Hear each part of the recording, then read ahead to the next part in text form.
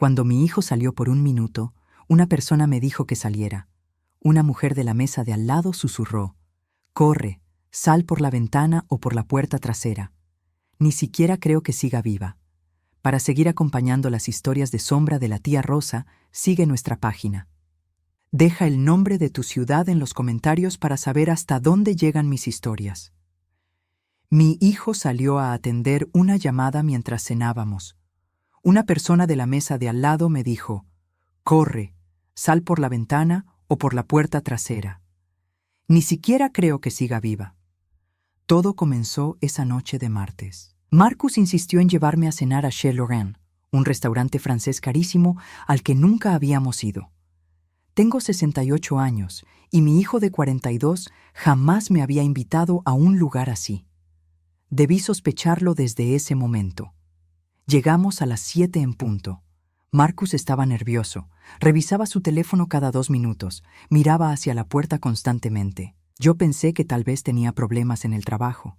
Su empresa de consultoría había tenido dificultades últimamente. O eso me había dicho Simón, mi nuera. Pedimos la comida. Yo elegí algo simple. Él ordenó vino caro sin preguntarme. Durante toda la cena, Marcus habló de cosas extrañas. Preguntó si recordaba la dirección de nuestra antigua casa, si sabía qué día era, si había tomado mis vitaminas. Preguntas que me hicieron sentir incómoda, pero respondí todo correctamente porque mi memoria está perfecta. A mitad de la cena, su teléfono sonó. Se disculpó diciendo que era urgente, algo del trabajo que debía atender afuera porque había mucho ruido en el restaurante. Se levantó y salió hacia el estacionamiento. Podía verlo por el ventanal, caminando de un lado a otro, hablando con alguien. Fue entonces cuando sucedió. Una mujer de unos 50 años de la mesa contigua se inclinó hacia mí. Tenía el cabello castaño corto y ojos que parecían haber visto demasiado sufrimiento. «Señora, no tengo mucho tiempo. Su hijo está afuera coordinando su internación. Hay una ambulancia en camino. Ya firmó papeles diciendo que usted está mentalmente incapacitada». Me quedé helada. Las palabras no tenían sentido. «Debe estar confundida», logré decir. «Marcus es mi hijo. Él nunca». «Yo me llamo Claire», me interrumpió, sacando su teléfono con manos temblorosas. «Hace 2 años, mi hijo me hizo exactamente lo mismo. En este mismo restaurante». Me mostró una foto en su celular. Era Marcus, parado frente a un edificio médico, estrechando la mano de un hombre con bata blanca. La fecha de la foto era de 3 días atrás. «Ese es el Dr. Whitmore. Firma certificados de incapacidad mental por dinero. Trabaja con Serenity Meadows, una institución privada. Una vez que entre ahí, será casi imposible que salga. Dirán que está delirante, paranoica, confundida». Mi corazón comenzó a latir tan fuerte que pensé que me daría un infarto. Miré hacia el ventanal. Marcus seguía afuera, pero ahora gesticulaba con más intensidad. «¿Por qué me dice esto?», susurré. «Porque nadie me advirtió a mí», respondió Claire, sus ojos llenándose de lágrimas. «Pasé 8 meses encerrada. Perdí mi casa, mis ahorros, la relación con mis nietos. Cuando finalmente pude probar mi cordura, ya era demasiado tarde. Mi hijo había vendido todo. Sentí que el restaurante giraba a mi alrededor. Los últimos 6 meses pasaron por mi mente como una película acelerada. Marcus preguntándome repetidamente sobre mi memoria. Las visitas al médico de rutina que él insistía en acompañarme. La forma en que había comenzado a aislarme de mis amigas, diciendo que me cansaban demasiado. Cómo había sugerido que le diera poder legal por si algo pasaba. «Tiene que irse ahora», urgió Claire. «La puerta de la cocina está al fondo. Los cocineros la dejarán pasar si les dice que es una emergencia». Miré nuevamente hacia afuera. Marcus estaba guardando su teléfono, dándose vuelta para regresar al restaurante. «¿Cómo sé que usted dice la verdad?», pregunté, aunque algo dentro de mí ya sabía la respuesta. Claire señaló hacia la ventana con el mentón. A lo lejos, doblando la esquina, venía una ambulancia con las luces apagadas, moviéndose lentamente hacia el estacionamiento del restaurante. «Porque ya están aquí», dijo. Mis piernas casi no me sostenían cuando me levanté de la mesa.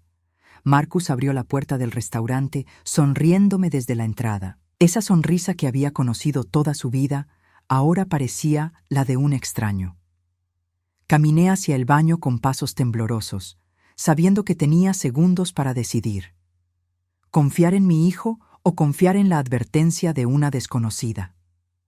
Cuando llegué al pasillo del baño, vi la puerta de la cocina a mi izquierda. A través de la pequeña ventana redonda, pude ver la ambulancia estacionándose justo frente a la entrada principal del restaurante.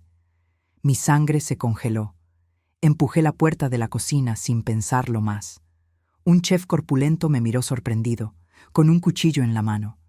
«Por favor», supliqué, «necesito salir. Es una emergencia». Algo en mi rostro debió convencerlo, porque señaló hacia una puerta trasera sin hacer preguntas. Corrí como no lo hacía en años, mis rodillas protestando con cada paso. Salí a un callejón oscuro que olía a basura y aceite rancio. No tenía idea de hacia dónde ir. Mi cartera estaba en la mesa del restaurante, mi teléfono estaba ahí. Solo tenía mi cuerpo tembloroso y el terror apoderándose de cada célula. Caminé 3 cuadras antes de atreverme a mirar atrás. Mis pulmones ardían. Encontré una cabina telefónica, algo que no había usado en décadas. Marqué el único número que recordaba de memoria, el de Dorothy, mi amiga desde hace 40 años. «Dorothy, soy Beatriz. Necesito ayuda». 20 minutos después, su viejo Buick azul se detuvo frente a mí. Dorothy tiene 71 años, pero maneja como si tuviera 25. Me subí al carro y colapsé en sollozos. «¿Qué pasó, Bea?», preguntó, arrancando rápidamente. Le conté todo mientras manejaba hacia su casa. La mujer del restaurante, la ambulancia, Marcus coordinándolo todo. Dorothy apretaba el volante con tanta fuerza que sus nudillos se pusieron blancos. «Ese hijo de perra», murmuró. Nunca la había escuchado hablar así. En su casa me preparó té que no pude beber. Mis manos temblaban demasiado. Dorothy fue a su computadora y comenzó a buscar información sobre Serenity Meadows. Lo que encontramos nos dejó sin aire. 12 demandas por internaciones indebidas. Familias acusando a la institución de retener pacientes lúcidos. Historias de ancianos encerrados durante meses, drogados para mantenerlos manejables, mientras sus familiares vaciaban cuentas bancarias y vendían propiedades. «Bea, necesitas revisar tus cuentas», dijo Dorothy con voz temblorosa. No tenía mi teléfono, pero recordé que podía acceder a mi banco desde su computadora. Ingresé con dedos torpes. Lo que vi me hizo vomitar el poco té que había logrado tomar. Mi cuenta de ahorros estaba vacía. $73,000 que había acumulado durante toda mi vida. Desaparecidos. Las últimas transferencias eran de hace 2 semanas. Todas iban a una cuenta a nombre de Simón, mi nuera. «Dios mío», susurré. «Lo planearon». Dorothy seguía buscando en Internet. Encontró algo más. Mi casa, la casa donde había vivido durante 35 años, estaba listada en un sitio de bienes raíces. «Venta por dueño», decía. «Casa de 3 habitaciones, excelente ubicación, posesión inmediata». Marcus había puesto mi casa en venta, y yo ni siquiera lo sabía. «¿Hace cuánto firmaste poder legal?», preguntó Dorothy. La memoria me golpeó como un puñetazo. 3 meses atrás. Marcus había llegado con papeles, diciendo que era solo por precaución, que todas las personas mayores debían tener a alguien de confianza con poder para tomar decisiones si algo pasaba. Firmé sin leer bien.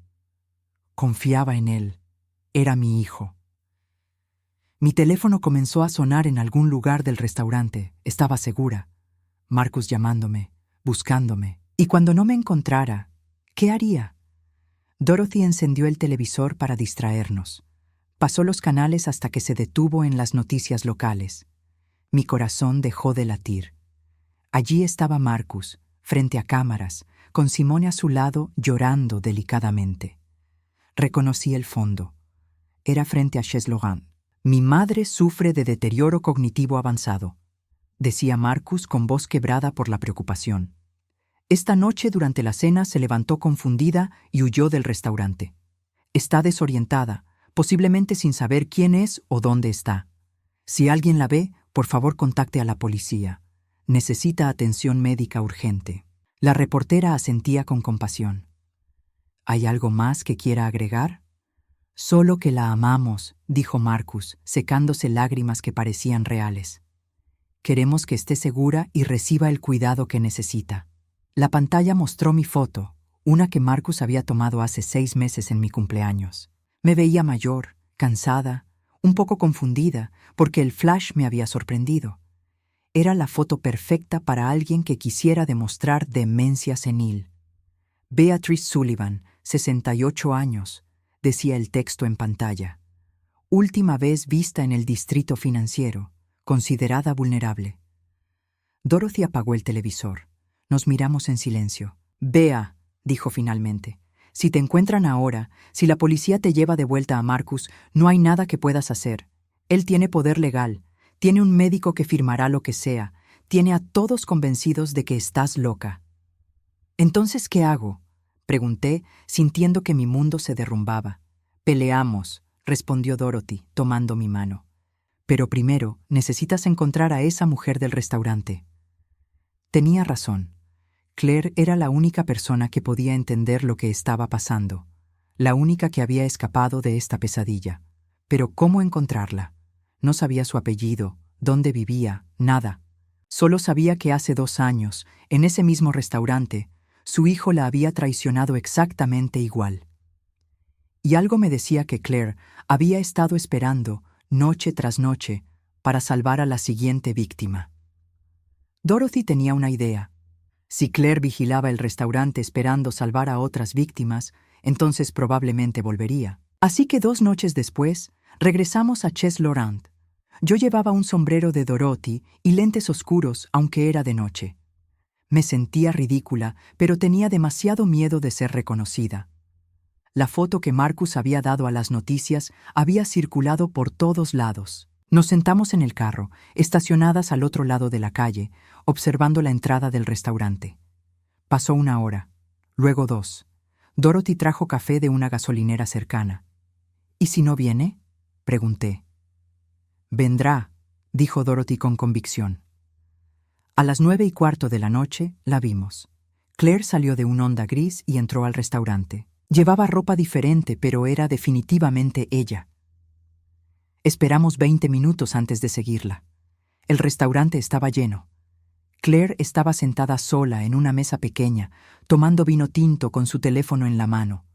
Sus ojos escaneaban constantemente el lugar, observando cada mesa, cada dinámica familiar. Me acerqué con el corazón golpeándome el pecho. «¿Claire?», susurré. Ella levantó la vista. El reconocimiento cruzó su rostro inmediatamente. «Saliste», dijo, y sus ojos se llenaron de lágrimas. «Dios mío, realmente saliste». Me senté frente a ella sin pedir permiso. Dorothy se quedó de pie, haciendo guardia. «Necesito entender qué está pasando», dije. «Necesito saber cómo detenerlo». Claire cerró los ojos un momento, como si estuviera reuniendo fuerzas para revivir su propio infierno. «Mi hijo se llama David», comenzó. Hace 3 años comenzó a tener problemas financieros. Su esposa gastaba dinero que no tenían. Él tenía deudas de juego que yo no conocía. Un día, un amigo suyo, un abogado, le sugirió una solución. «¿Internarte?», pregunté. «Exacto. Hay toda una red de profesionales sin escrúpulos que se especializan en esto. Médicos que firman certificados falsos, abogados que procesan poderes legales fraudulentos, instituciones que reciben pacientes sin hacer preguntas porque les pagan bien». Sacó una carpeta de su bolso. Estaba llena de documentos, fotos, recortes de periódicos. Después de que salí, contraté a un investigador privado. Quería entender cómo me había pasado esto. Lo que descubrimos fue aterrador. Me mostró una foto. Era el mismo doctor, Whitmore, que había visto en el teléfono de Claire aquella noche. Pero en esta foto estaba con otras 4 personas más. «Estos son los otros médicos de su red», explicó Claire. «Han participado en al menos 23 casos documentados en los últimos 5 años. Todos siguen el mismo patrón». El patrón era escalofriante en su simplicidad. Primero, el hijo o hija obtenía poder legal del padre o madre, usualmente con excusas convincentes sobre planificación financiera. Luego comenzaban las transferencias de dinero, discretas al principio. Después venían las citas médicas con doctores específicos que documentaban deterioro cognitivo. Finalmente, una cena en un restaurante público donde el anciano se comportaba erráticamente, seguido de una internación de emergencia. Una vez adentro de Serenity Meadows, es casi imposible salir, continuó Claire. Te drogan para mantenerte dócil. Cualquier protesta se documenta como episodio violento que justifica más medicación. Tu familia dice a todos que estás recibiendo el mejor cuidado. En 6 meses pueden vaciar cada cuenta, vender cada propiedad. ¿Cómo saliste tú?, preguntó Dorothy. Tuve suerte. Una enfermera nueva notó que yo no parecía tener ningún problema cognitivo real. Me ayudó a contactar a un abogado diferente. Tardamos 8 meses en probar mi cordura legalmente. Para entonces, David había vendido mi casa, vaciado mis cuentas. Había perdido $200,000. ¿Y él?, pregunté. ¿Tu hijo? La expresión de Claire se endureció. Está en prisión. 2 años por fraude y abuso de ancianos. Pero el dinero nunca lo recuperé. Lo había gastado todo. Abrió otra sección de su carpeta. Tu hijo Marcus no está solo, Beatrice. Mira esto. Eran estados de cuenta bancarios, documentos legales, todo marcado con resaltador amarillo. Marcus debía $340,000. Préstamos personales, deudas de inversiones fallidas, tarjetas de crédito al límite. Su empresa está en quiebra, explicó Claire. Ha estado tomando dinero prestado de prestamistas muy peligrosos, gente que no acepta excusas ni retrasos. ¿Cómo conseguiste todo esto?, pregunté, atónita. Tengo contactos ahora, dijo Claire. Después de lo que pasé, me conecté con otros sobrevivientes. Formamos una red informal. Compartimos información sobre médicos sospechosos, abogados corruptos, patrones de comportamiento. Cuando vi a Marcus con el Dr. Whitmore, supe inmediatamente lo que planeaba. ¿Por qué estabas en el restaurante aquella noche?, pregunté.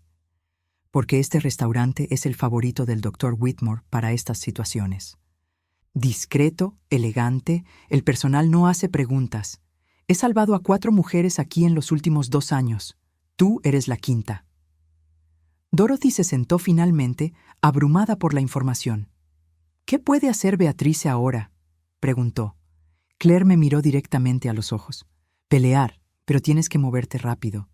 Marcus ya te declaró mentalmente incompetente en televisión. Ya tiene el poder legal. Si te encuentran, si te llevan ante un juez sin preparación, sin abogado, sin evidencia, perderás todo. ¿Entonces? Entonces documentamos todo, construimos tu caso y te presentamos ante la justicia en tus propios términos, no en los de él. Sacó una tarjeta de presentación. Este es el abogado que me ayudó. Se llama Patterson, se especializa en casos de abuso de ancianos. Trabaja rápido y no le teme a nadie. Tomé la tarjeta con manos temblorosas. Beatriz, dijo Claire tomando mi mano, tu hijo apostó a que serías demasiado asustada, demasiado confundida, demasiado frágil para defenderte. Tienes que demostrarle que se equivocó. ¿Te está gustando la historia? Sigue nuestro canal. ¿Desde dónde nos estás viendo? El señor Patterson tenía una oficina pequeña pero ordenada en el centro de la ciudad. Era un hombre de unos 60 años, con cabello gris perfectamente peinado y ojos que habían visto demasiadas injusticias. Señora Sullivan, dijo después de escuchar mi historia completa. Su caso es sólido, pero necesitamos movernos con rapidez y precisión. Me explicó la estrategia. Primero, necesitábamos evidencia irrefutable de mi competencia mental. Me envió con una psiquiatra independiente, la doctora Elena Ruiz, quien pasó 6 horas evaluándome con pruebas cognitivas exhaustivas. Los resultados fueron claros. Mi función cognitiva estaba perfectamente normal para mi edad. De hecho, en algunas áreas como memoria y razonamiento verbal, estaba por encima del promedio. Mientras tanto, el investigador privado de Patterson, un hombre callado llamado James, comenzó a rastrear cada movimiento financiero de Marcus. Lo que descubrió fue devastador. Su hijo comenzó a planear esto hace 8 meses, me explicó James, mostrándome una línea de tiempo detallada. Aquí está la primera consulta con el Dr. Whitmore. Aquí, 2 semanas después, su primer retiro no autorizado de su cuenta. Las transferencias habían sido inteligentes. Pequeñas cantidades al principio, $1,000 aquí, 2,000 allá, nada que activara alarmas. Pero en los últimos 2 meses, las cantidades habían aumentado dramáticamente. También encontré esto, dijo James, deslizando un sobre hacia mí. Adentro había fotos de Simone, mi nuera, en una tienda de muebles de lujo. Las fotos tenían fecha de hace 3 semanas. Estaba señalando sofás, eligiendo lámparas, midiendo cortinas. En una de las fotos, sostenía una carpeta que claramente mostraba los planos de mi casa. Ya estaba decorando mi hogar en su mente antes de haberme encerrado. Hay más, continuó James. Revisamos los antecedentes del Dr. Whitmore. Perdió su licencia médica en Oregon hace 6 años por exactamente este tipo de fraude. Se mudó aquí y de alguna manera obtuvo credenciales nuevas. Patterson se inclinó hacia adelante. Eso nos da ventaja. Un médico con historial de fraude documentado tiene 0 credibilidad ante un juez. ¿Y Serenity Meadows? Pregunté. La institución tiene actualmente 12 demandas activas por retención ilegal y abuso de pacientes, respondió Patterson. 3 casos van a juicio el próximo mes. Si su hijo intentó internarla allí, podemos argumentar que era parte de un patrón criminal conocido. Durante 2 semanas trabajamos en silencio, construyendo el caso. Yo seguía escondida en la casa de Dorothy, sin salir, viendo las noticias donde Marcus aparecía periódicamente, buscando a su madre desaparecida, con expresión de hijo preocupado. Pero entonces cometí un error. Necesitaba ropa limpia, algunos objetos personales. Dorothy me convenció de que era seguro ir a mi casa por 10 minutos, mientras Marcus estaba en el trabajo. Fuimos al mediodía, cuando el vecindario estaba tranquilo. Abrí la puerta con mi llave, que afortunadamente Marcus no había cambiado todavía.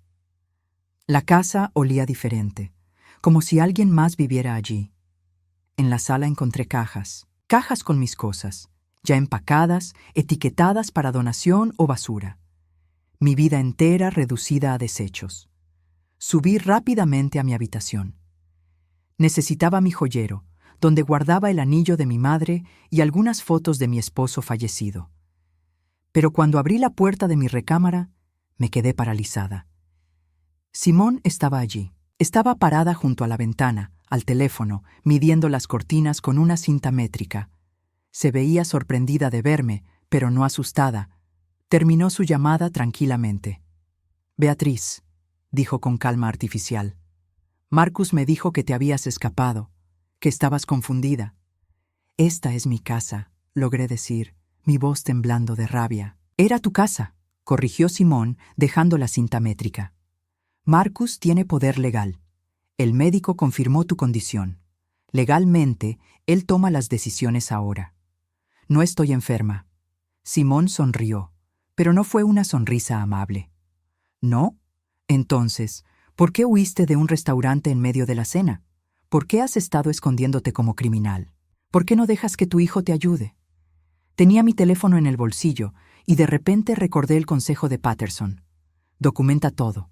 Cada conversación, cada encuentro. Activé la grabadora sin que ella se diera cuenta. «¿Ayudarme cómo, Simone?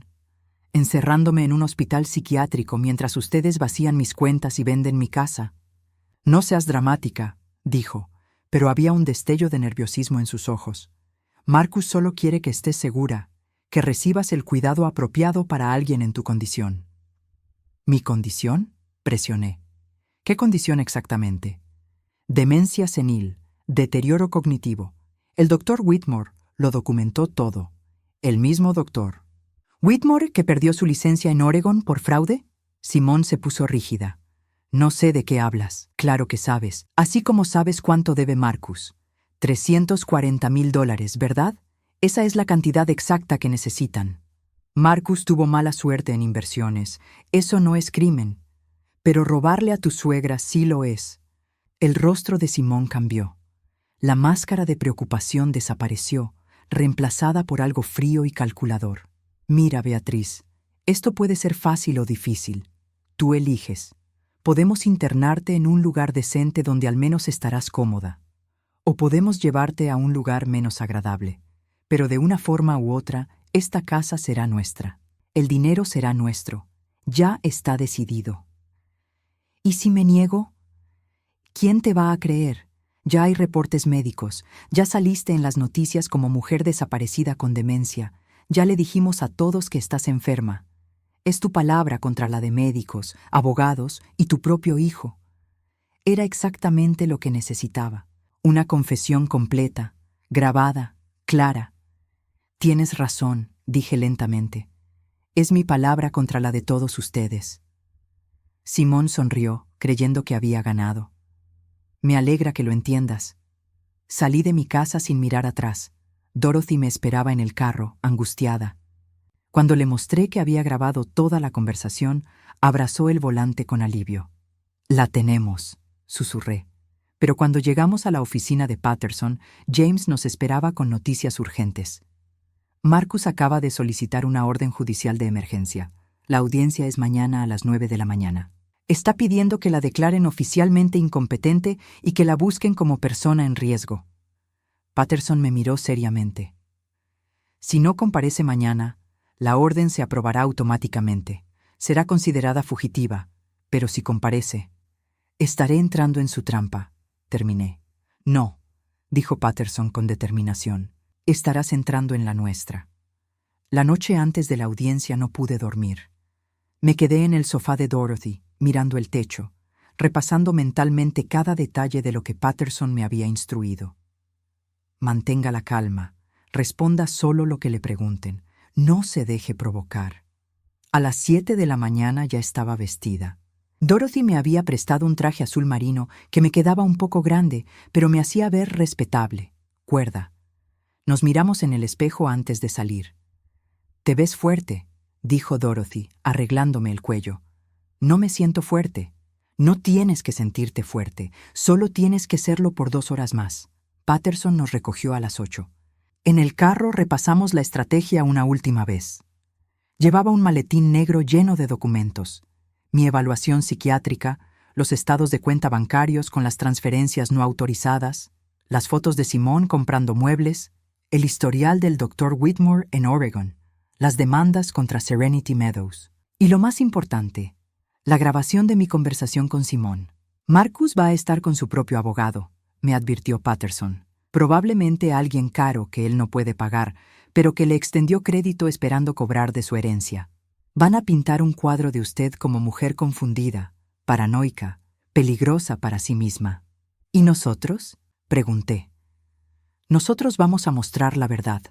Simple, documentada, irrefutable. Llegamos a la corte a las 8:40.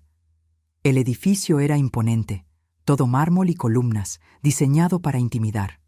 Mis piernas temblaban mientras subíamos las escaleras. En el pasillo lo vi. Marcus estaba parado junto a un hombre en traje gris perfectamente cortado que tenía que ser su abogado. Simón estaba a su lado, vestida de negro, con un pañuelo en la mano como si estuviera de luto. Cuando me vieron, la expresión de Marcus fue de shock genuino, seguido rápidamente por algo que parecía miedo. «Mamá», dijo acercándose. «Gracias a Dios. Hemos estado tan preocupados». Patterson se interpuso entre nosotros. «Señor Sullivan, por favor no se acerque a mi clienta». «¿Su clienta?» Marcus pareció genuinamente confundido. «Es mi madre. Está enferma. Necesita ayuda, no un abogado». «Lo discutiremos ante la jueza», respondió Patterson firmemente. Entramos a la sala de audiencias. Era más pequeña de lo que esperaba, con paredes de madera oscura y olor a papel viejo. La jueza ya estaba sentada, una mujer de unos 50 años con lentes sin marco y expresión seria. Su placa decía, «Jueza Rebecca Morrison». «Buenos días», dijo cuando todos tomamos nuestros lugares. «Este es un procedimiento de emergencia solicitado por Marcus Sullivan para declarar a su madre, Beatrice Sullivan, mentalmente incompetente y autorizar su internación médica involuntaria. Procederemos directamente a los testimonios». El abogado de Marcus se levantó. Se llamaba Howard Chen y hablaba con la confianza de alguien acostumbrado a ganar. Su señoría, este es un caso desafortunado pero claro. La señora Sullivan sufre de deterioro cognitivo severo. Hace 2 semanas huyó inexplicablemente de una cena familiar, dejando atrás sus pertenencias. Desde entonces ha estado desaparecida, probablemente desorientada y en peligro. Su hijo solo busca protegerla. ¿Tiene evidencia del deterioro cognitivo?, preguntó la jueza. Chen presentó un folder. Certificación médica del Dr. Leonard Whitmore, psiquiatra certificado, quien evaluó a la señora Sullivan y determinó que presenta signos claros de demencia senil, con episodios de paranoia y desorientación. La jueza revisó el documento. ¿Cuándo fue esta evaluación? Hace 3 semanas, su señoría. Llame a su primer testigo. Marcus subió al estrado. Se veía cansado, con ojeras que no había notado antes. Cuando juró decir la verdad, su mano temblaba ligeramente. Chen comenzó su interrogatorio. Señor Sullivan, cuéntele a la corte sobre el comportamiento de su madre en los últimos meses. Marcus respiró profundo. Ha sido devastador verla deteriorarse. Comenzó con pequeñas cosas. Olvidaba conversaciones que habíamos tenido. Me preguntaba lo mismo repetidamente. Perdía objetos y acusaba a la gente de haberlos robado. Cada palabra era una mentira tan perfectamente construida que casi podría haber creído que era verdad si no hubiera sido sobre mí.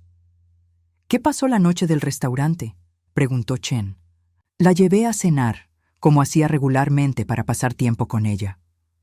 En medio de la cena se levantó súbitamente, murmurando cosas sin sentido sobre que alguien venía a por ella.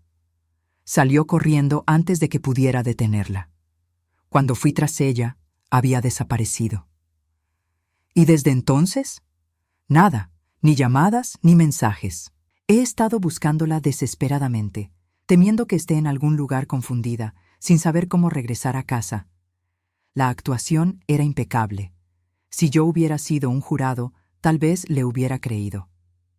Su testigo, dijo Chen, sentándose con aire satisfecho. Patterson se levantó lentamente. Señor Sullivan, dice que su madre olvidaba conversaciones. ¿Puede darme un ejemplo específico con fecha y lugar? Marcus parpadeó. Bueno, había varias instancias. Una específica, por favor. No tengo fechas exactas, pero pasaba frecuentemente. Ya veo. ¿Y estos objetos que supuestamente perdía y acusaba a otros de robar? ¿Puede nombrar uno? Sus llaves, creo. O tal vez su cartera. ¿Creo o tal vez? Patterson dejó que la incertidumbre colgara en el aire. Señor Sullivan, ¿cuánto dinero ha transferido de la cuenta de su madre en los últimos 8 meses? El rostro de Marcus se puso rígido. No he transferido nada. Tengo poder legal para manejar sus finanzas porque ella no podía hacerlo. Interesante. ¿Y cuánto debe usted actualmente en préstamos personales y deudas comerciales? ¡Objeción!, gritó Chen. Las finanzas del señor Sullivan no son relevantes. Son absolutamente relevantes para establecer motivo, respondió Patterson. Permitida, dijo la jueza. Responda la pregunta, señor Sullivan. Marcus se movió incómodo. He tenido algunas dificultades financieras temporales. $340,000 en deudas cuenta como dificultades temporales. El silencio en la sala era absoluto. ¿Y no es verdad que su madre tenía exactamente $73,000 en ahorros antes de que usted obtuviera poder legal? Yo no. Eso era para su cuidado. ¿Cuidado en Serenity Meadows, la institución que actualmente enfrenta 12 demandas por retención ilegal de pacientes? Chen se levantó de nuevo. Objeción, su señoría. El abogado está haciendo suposiciones. No son suposiciones si tengo documentación, respondió Patterson, sacando papeles de su maletín. Aquí está el contrato prefirmado entre el señor Sullivan y Serenity Meadows, fechado 4 días antes de la cena en el restaurante. Ya tenía reservada una habitación para su madre antes de que ella supuestamente mostrara comportamiento errático. La jueza tomó los documentos, sus cejas elevándose mientras leía. «Puede bajarse», le dijo a Marcus, cuyo rostro había perdido todo color. Chen llamó entonces al doctor Whitmore. El médico era un hombre de unos 60 años, con barba gris y anteojos, que parecía sacado de un catálogo de psiquiatras confiables. Testificó sobre su evaluación de mí, usando términos médicos complejos que sonaban impresionantes, pero vacíos. Según él, yo mostraba signos inequívocos de deterioro cognitivo, con episodios de confabulación paranoica. Cuando Patterson se levantó para interrogarlo, la energía en la sala cambió. Doctor, Whitmore, ¿dónde obtuvo su licencia médica actual? En California. ¿Y antes de California? El doctor dudó. Oregon. ¿Por qué dejó Oregon, doctor? Decidí buscar nuevas oportunidades. Patterson sacó más documentos. ¿O fue porque la Junta Médica de Oregon revocó su licencia por participar en un esquema de fraude de certificaciones médicas falsas? El doctor se puso pálido. Esas acusaciones fueron exageradas. Las acusaciones que resultaron en la pérdida de su licencia y 2 años de probatoria, ¿esas acusaciones exageradas? Eso fue hace años. He reconstruido mi práctica. Una práctica que aparentemente incluye firmar certificados de incompetencia mental para ancianos cuyos hijos lo contratan específicamente para ese propósito. Objeción, gritó Chen. Esto es difamación. Es un patrón documentado, respondió Patterson, entregando otro folder a la jueza. Aquí están otros 6 casos en los últimos 2 años donde el Dr. Whitmore certificó demencia en pacientes que posteriormente fueron evaluados por otros profesionales y encontrados completamente lúcidos. La jueza revisó los documentos en silencio. Su expresión se volvió más severa con cada página. Dr. Whitmore, puede retirarse, dijo finalmente. Que conste en actas que esta corte tendrá serias preguntas sobre su licencia médica. Fue entonces mi turno. Mientras caminaba al estrado, mis piernas apenas me sostenían. Pero cuando juré decir la verdad, algo en mí se aquietó. Había llegado hasta aquí. Solo necesitaba contar mi historia. Patterson me guió con preguntas simples. Señora Sullivan, ¿por qué huyó del restaurante aquella noche? Porque una mujer me advirtió que mi hijo planeaba internarme en una institución psiquiátrica. Cuando vi la ambulancia llegar, supe que decía la verdad. ¿Se siente mentalmente incompetente? No. Me siento traicionada.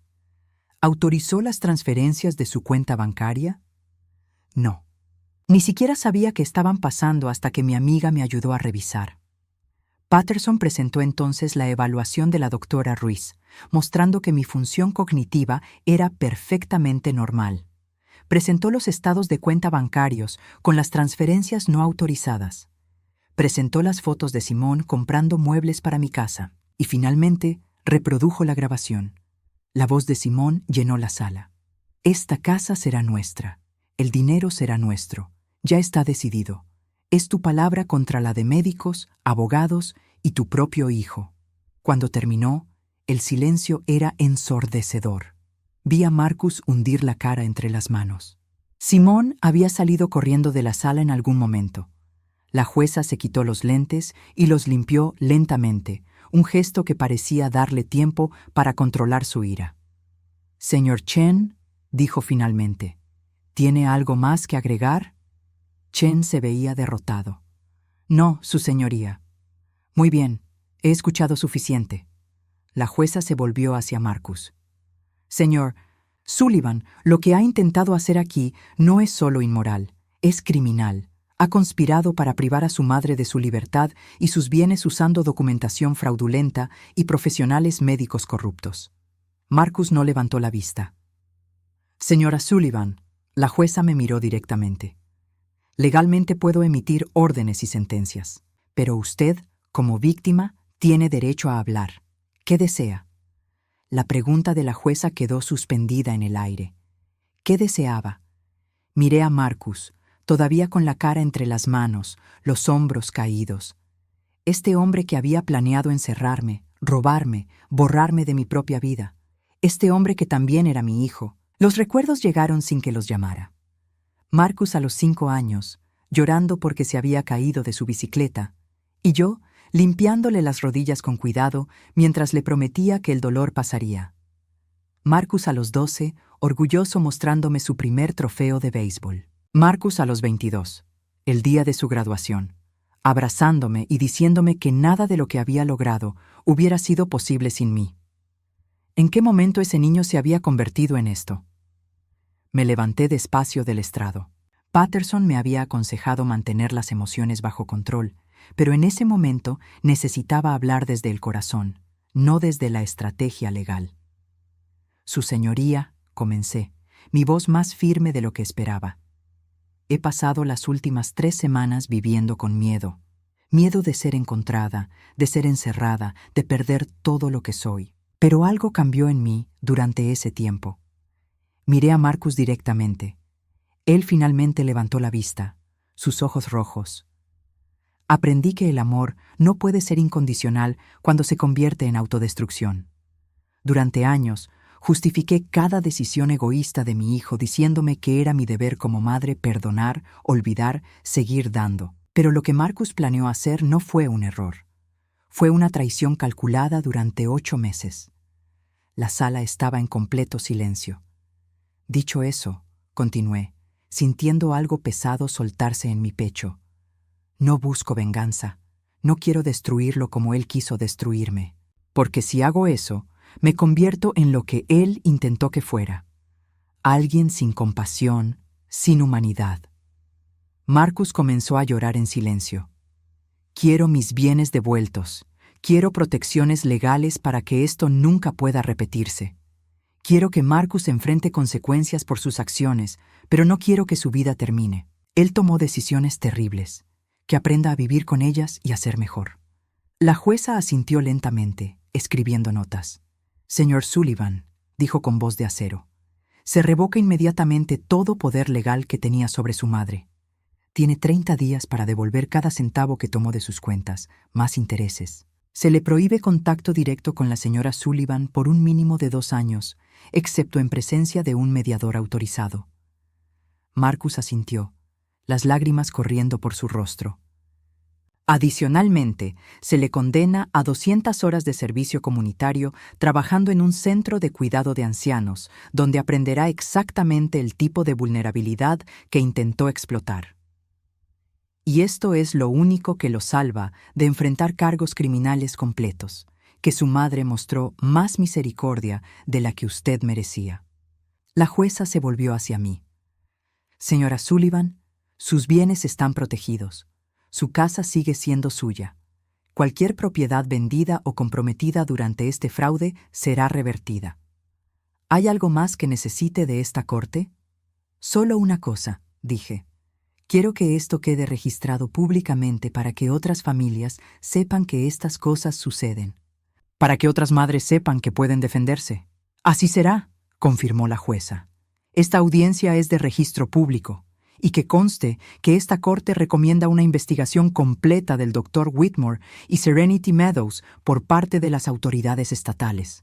Golpeó su mazo. Audiencia concluida. Salí de esa sala de corte sintiendo que podía respirar completamente por primera vez en meses. Dorothy me esperaba afuera y me abrazó tan fuerte que casi no podía respirar. Pero era exactamente lo que necesitaba. Lo lograste, susurró. Beatriz, lo lograste. Claire apareció desde el fondo del pasillo. Había estado esperando, aunque le dije que no era necesario que viniera. Sabía que ganarías, dijo con una sonrisa que llevaba su propio peso de dolor sanado. Sabía que eras lo suficientemente fuerte. Solo porque tú me enseñaste cómo, respondí. En las semanas siguientes, mi vida comenzó a reconstruirse pieza por pieza. El banco devolvió los $73,000 a mi cuenta, más intereses como había ordenado la corte. Marcus vendió su auto y tomó un segundo trabajo para pagar. Simón desapareció completamente. Alguien me dijo que había vuelto con su madre en otro estado, pero no pregunté más. La casa se sentía diferente cuando regresé. Había vivido allí 35 años, pero ahora las paredes parecían contener demasiados recuerdos dolorosos. Recuerdos de cenas familiares donde Marcus ya estaba planeando mi encierro. Recuerdos de Navidades donde yo pensaba que teníamos una familia unida mientras él calculaba cuánto valía mi muerte para él. Después de 2 meses, tomé una decisión. Vendí la casa.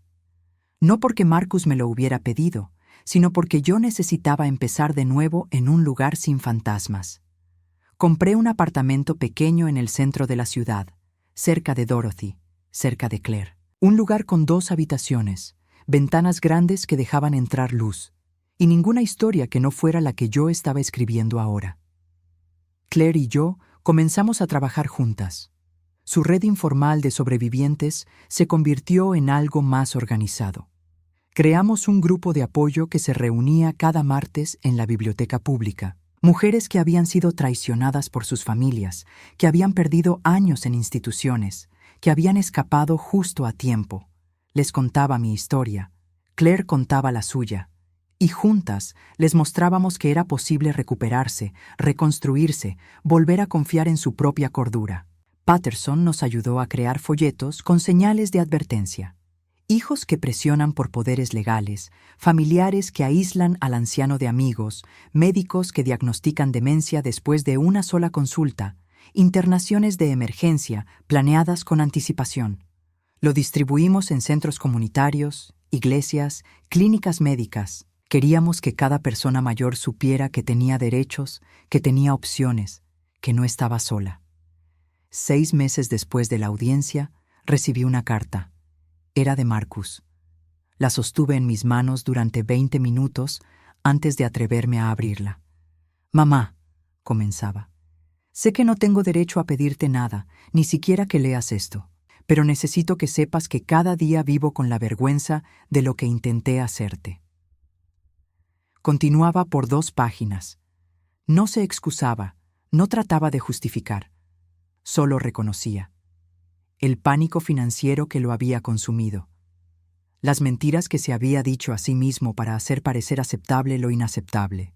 La forma en que Simón había alimentado sus peores instintos en lugar de ayudarlo a encontrar los mejores. «Estoy en terapia», escribía, «no para convencerte de que me perdones, sino porque necesito entender cómo llegué a ser capaz de algo tan monstruoso. El terapeuta dice que probablemente nunca lo entienda completamente, que algunos horrores no tienen explicación satisfactoria». La carta terminaba sin pedir perdón, sin pedir una segunda oportunidad. Solo decía: «Si algún día sientes que puedes verme, aunque sea por 5 minutos, en un lugar público con otras personas presentes, estaré allí. Pero si nunca quieres verme de nuevo, entenderé. Y seguiré tratando de ser un mejor hombre del que fui, aunque nunca lo sepas». Doblé la carta y la guardé en un cajón. 3 meses después acepté verlo. No porque lo hubiera perdonado, sino porque necesitaba ver si realmente había cambiado o si esto era otra manipulación. Nos encontramos en un café cerca del parque, a las 2 de la tarde, con Dorothy en la mesa de al lado como mi red de seguridad. Marcus llegó 10 minutos temprano. Se veía más delgado, más viejo. Trabajar 2 empleos y el peso de la culpa habían dejado marcas visibles. «Hola, mamá», dijo con voz vacilante. «Marcus». Nos sentamos. Fue incómodo, tenso, lleno de silencios dolorosos. Pero algo en esa incomodidad era honesto. No había actuación. No había máscara de hijo preocupado. Solo un hombre que había hecho algo imperdonable y estaba tratando de vivir con eso.